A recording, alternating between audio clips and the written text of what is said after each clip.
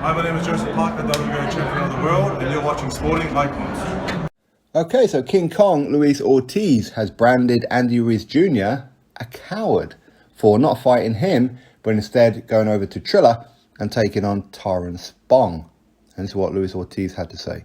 He's a coward. He knew how badly I wanted to fight him, but he decided to take an easy route.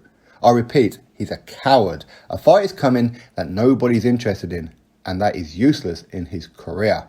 Luis Ortiz's statement. So, does Luis Ortiz have a right to be mad?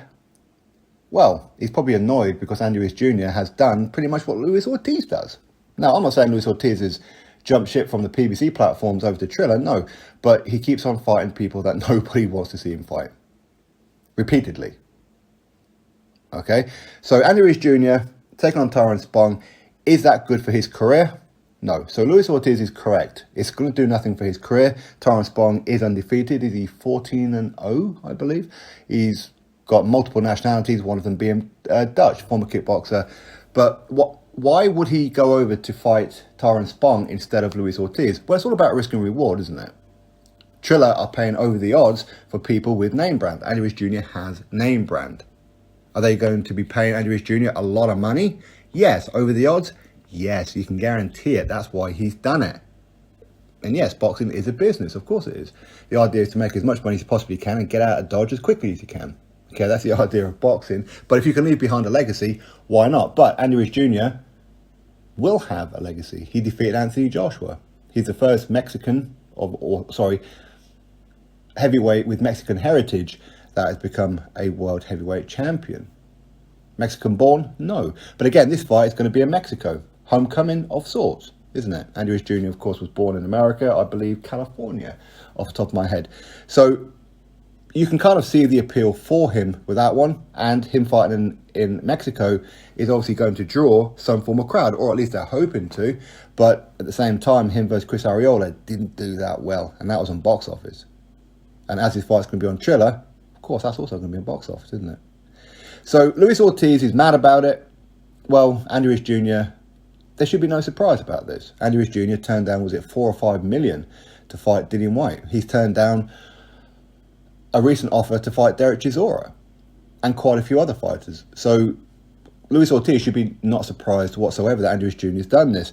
But likewise, it's pot and kettle, isn't it? Because Luis Ortiz has been offered fights with Dillian Whyte, turned it down.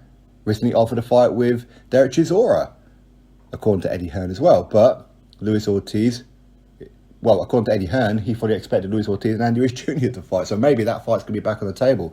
So Luis Ortiz versus Derek Chisora will be a fight that I personally would be interested in. If not, if they want to keep on doing the in-house fights that I'm sure Luis Ortiz is being told to do by Al Heyman and co., well, there are still a couple of fights that he could take. Somewhat in the sense of Otto Wallin. So that's two southpaws. I know Ortiz fought southpaw Charles Martin last time, but Otto Wallin needs an opponent. He didn't have an opponent. Now, Otto Wallin, he's not officially a PBC fighter as such. He's a Dimitri Salita fighter. And I don't know whether or not Salita has some kind of deal with Sky. I don't know, because they were kind of co-promoters with Boxer and Wasserman when Clarissa Shields fought in Cardiff. Of course, I was there. And, of course, with Clarissa Shields and Savannah Marshall and that as well. Otto Wallin was also in Cardiff. I met Otto Wallin, nice guy.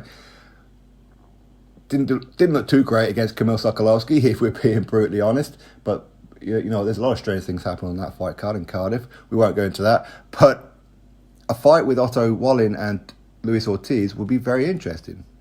It would be very interesting. I would certainly watch that. Other fighters, maybe a Kaunaki, Luis Ortiz and Kaunaki. I know Kaunaki's come off 2 losses to Robert Helenius, but why not?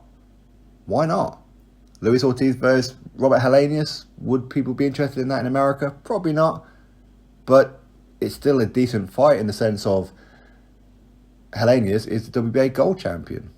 So why not? So there are still some fights for Luis Ortiz, but is he being a little bit sour grapes? Did he really want the fight of Andy Ruiz Jr.?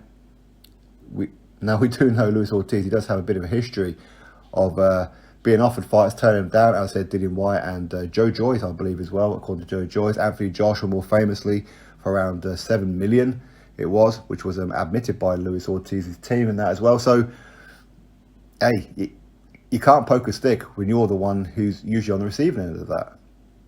But Luis Ortiz does need the payday. The payday is probably Andy Ruiz Jr. That fight would have certainly been on pay-per-view. How well would it have done at the box office? Who knows? But anyway, he's not happy with Andy Ruiz Jr. But who knows? Maybe Andy Ruiz Jr. took this fight because he was fed up and negotiating with Ortiz. Maybe he felt like Ortiz didn't want the fight and just quickly moved on. Who knows? Drop your thoughts below. Click thumbs up. Subscribe. And I'll catch you all in the next video.